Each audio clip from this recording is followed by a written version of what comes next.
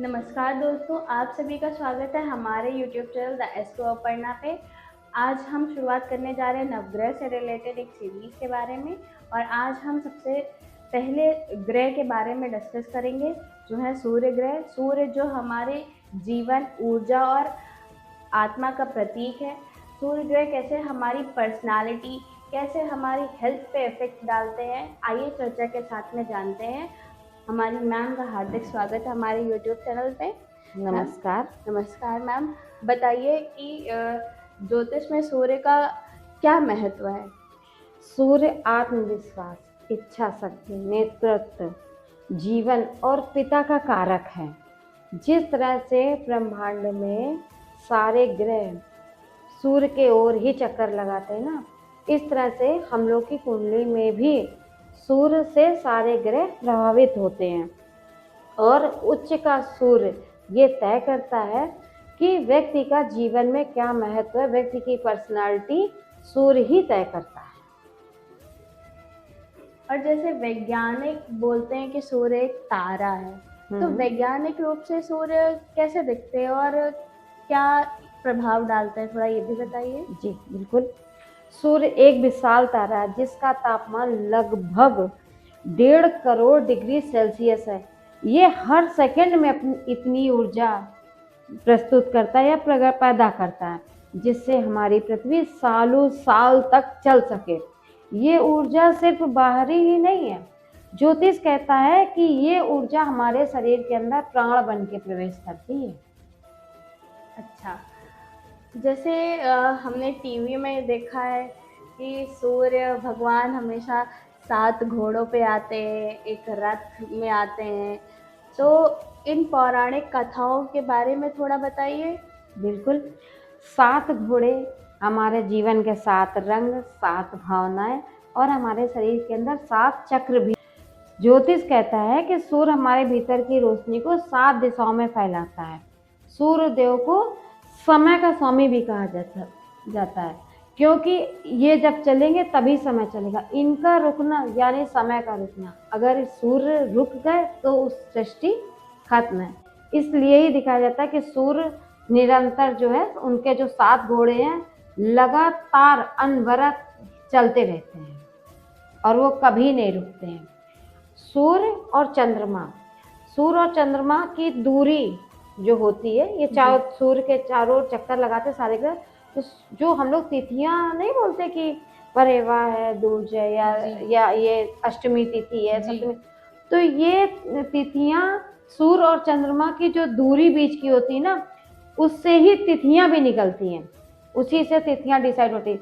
जब कभी हम लोग किसी बच्चे की जो जन्म पत्री होती है उसमें देखते हैं, यदि मान लीजिए किसी बच्चे का सूर्य 10th भाव में, 10th भाव का सूर्य बहुत ऊंचा माना जाता है और उसका चंद्रमा 4 नंबर में, ठीक उसके सामने, तो आप बिना देखे ही बोल सकते हो कि इसका जन्म पूर्णमासी को हुआ है।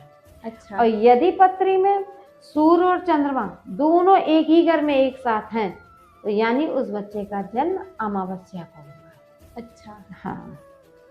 और जैसे कुंडली में बताते हैं कि सूर्य मजबूत है और किसी का सूर्य कमजोर है, तो वो कैसे देखा जा सकता है और उसको कैसे सुधारा जा सकता है? हाँ, देखिए, कमजोर जो जिनका सूर्य होता है, वो उसका जो है ना, वो अपने में ही हमेशा संदेह करेगा। हमेशा वो काम करने के लिए डरता रहेगा कि ये काम हम करेंगे, होगा कि नहीं होगा, नुकसान तो नहीं होगा। मतलब वो उसका अंदर से कभी इच्छा ही नहीं होगी कि हम निर्णय ले पाए, तो निर्णय की क्षमता उसमें नहीं होगी। और जैसे उसको आज काम करना है तो वो कल करेंगे, परसों करेंगे। तो जो काम में अनियमितता है, तो ये भी खराब सूर्य की निशानी। और खराब सूर्य से थकान भी होती है। थकान की महसूस जिसको होती है, उसका भी एक तरह से देखा जाए तो सूर्य कहीं ना कहीं अच्छा असर नहीं दे रहा है। और जिनका सूर्य जो है खराब है, उनकी मतलब समाज में उतनी प्रतिष्ठा नहीं होती, उनको कोई उतना पहचानता नहीं है।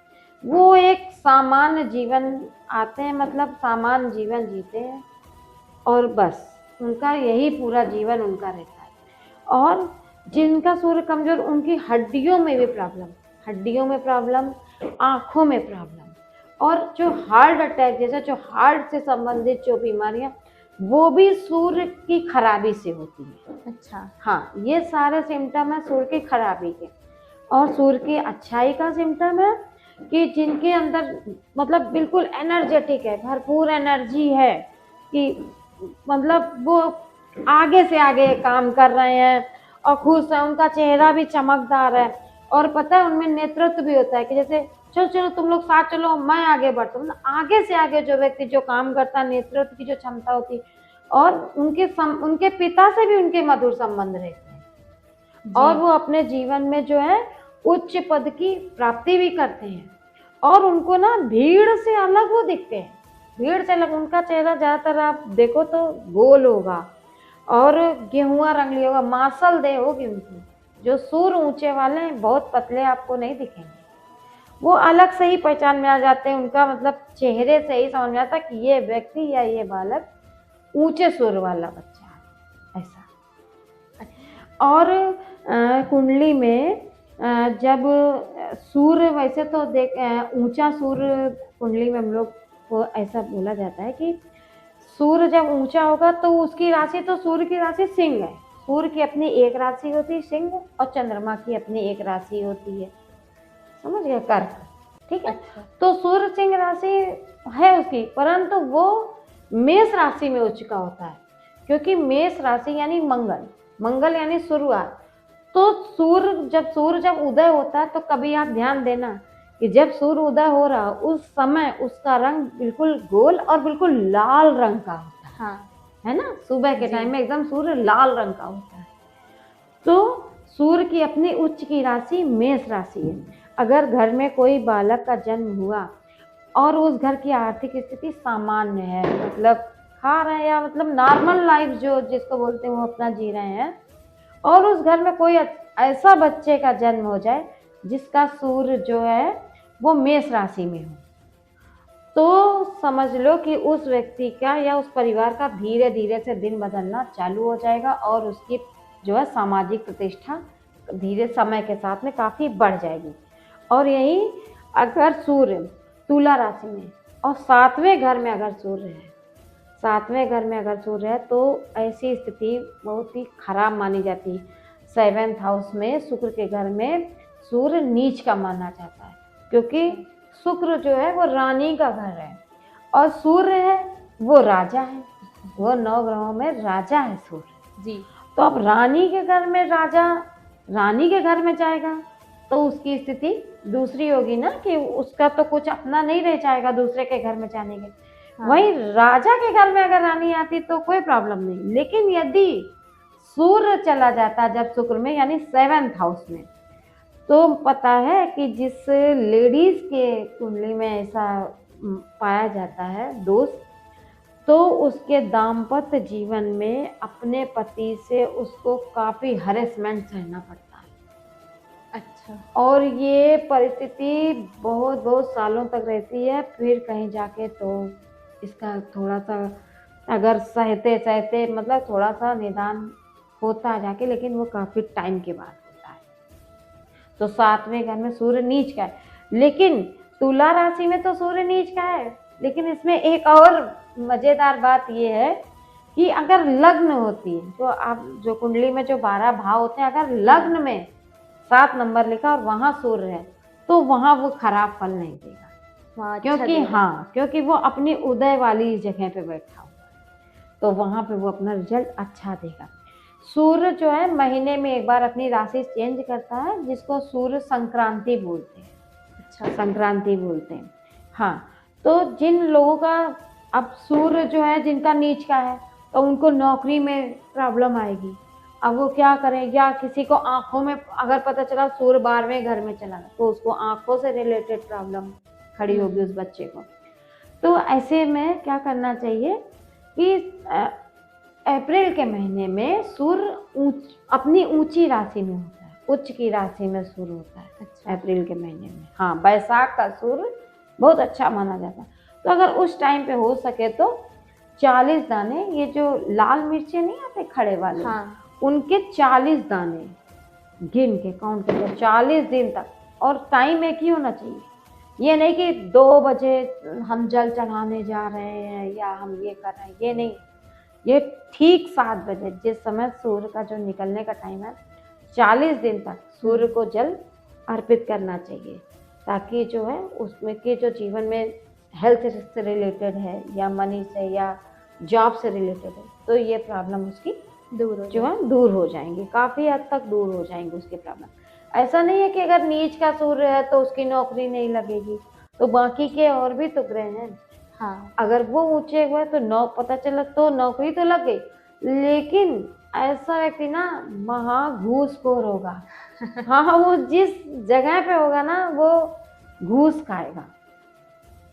तो अगर जैसे कोई भी व्यक्ति का जैसे सूर्य के जैसे स्किन प्रॉब्लम जिनको होती है, जी, तो उनको ये करना चाहिए कि सप्ताह में एक दिन रविवार के दिन अगर वो नमक ना खाएं और सिर्फ मीठे का ही सेवन करें और सूर्यास्त के बाद ना खाएं, तो उनको स्किन प्रॉब्लम भी धीरे धीरे समाप्त होंगी और जो है सूर्यदेव की कृपा उनको मिलेगी, जरूर मिलेगी। सूर्य को और किन किन तरीकों से मजबूत किया जा सकता है? सूर्य को मजबूत करने के लिए कापर का जो लोटा होता है उसमें जल लेना है और उसमें लाल लाल वाला जो चंदन आता है वो डालना है और चावल डालना है और ओम घृणी सूर्य नमा का जाप करते हुए सूर्य को जल अर्पित करना है। कम से कम 11 बार इस मंत्र का जाप करें। और दूसरा, जब भी हम लोग सूर्य को जल देने जाए ना, तो अब पहले के ज़माने में क्या होता था कि जैसे कोई भी नहाता था तुरंत ही वहीं से लोटा लेके सूर्य को जल देने जाता था। हाँ, तो जब सूर्य को जल दिया जाए तो उस टाइम पे हम लोग का जो फेस है ना, वो फेस गीला रहना चाहिए। अच्छा, हाँ, वो फेस गीला रहना चाहिए सूर्य को जल देने के टाइम, ऐसा ज़रूर ध्यान रखें। और जो है जिनका सूर्य बहुत ही कमज़ोर है ना, तो जो लाल दवा आती थी ना, वो कभी भी हम लोग को ना बिल्कुल सादे पानी से नहीं नहाना चाहिए। वो सादे पानी से नहीं, जो ग्रह अपना मतलब कमज़ोर है, तो हम लोग को उस ग्रह से संबंधित जो सामान है उसको जो सादे पानी में 1 या 2 ड्रॉप डाल के नहाना चाहिए। जो लाल दवा आती थी ना पहले के समय में, वो 1 या 2 बूंद डाल के उससे स्नान कर लेना चाहिए। नहीं तो 1 चुटकी लाल चंदन 1 चुटकी डाल के 1 पिंच उससे स्नान करना चाहिए। इससे भी सूर्य मजबूत होता है। और बहुत लोग जो मेडिटेशन करते हैं ना, मेडिटेशन तो हर ग्रह को सही करता है। जी, हाँ, मेडिटेशन एक ऐसी चीज़ है जो ये तो फ्री का ही इलाज है। देखा जाए तो फ्री का इलाज है। मेडिटेशन तो हर ग्रह को सही करता है। तो मेडिटेशन में ना अगर सूर्य नमस्कार किया जाए तो उससे भी हमारा सूर्य बहुत मजबूत होता है। और सबसे बड़ी बात, मुख्य लास्ट में जो हम बोलेंगे, सूर्य को मजबूत ना किसी को कोई टाइम ही नहीं है, तो वो अपने पिता को जितना हो सके उतना प्यार और उनको उतना सम्मान दे, तो व्यक्ति का सूर्य चाहे कितनी खराब स्थिति हो, तो पिता के आशीर्वाद से उस व्यक्ति का सूर्य मजबूत रहेगा। और यदि पता चला किसी के पिता नहीं है, तो पिता के समान लोग जो होते हैं, जो अपने से बड़े, उनकी रिस्पेक्ट करे तो सूर्य मजबूत होगा। और यही कुछ जानकारियाँ जो थी वो हम लोगों के पास, यही कुछ जानकारियाँ थी, यही हम लोग को बड़े बुजुर्ग बता गए हैं, वही हम लोग आगे भी अपनी पीढ़ी को ट्रांसफ़र कर रहे हैं। और आगे हम लोग जो है चंद्रमा की सीरीज भी लाएंगे और आप उसको भी पसंद करिएगा। धन्यवाद। थैंक यू सो मच देखने के लिए और अपना टाइम देने के लिए। नमस्कार आप सभी को।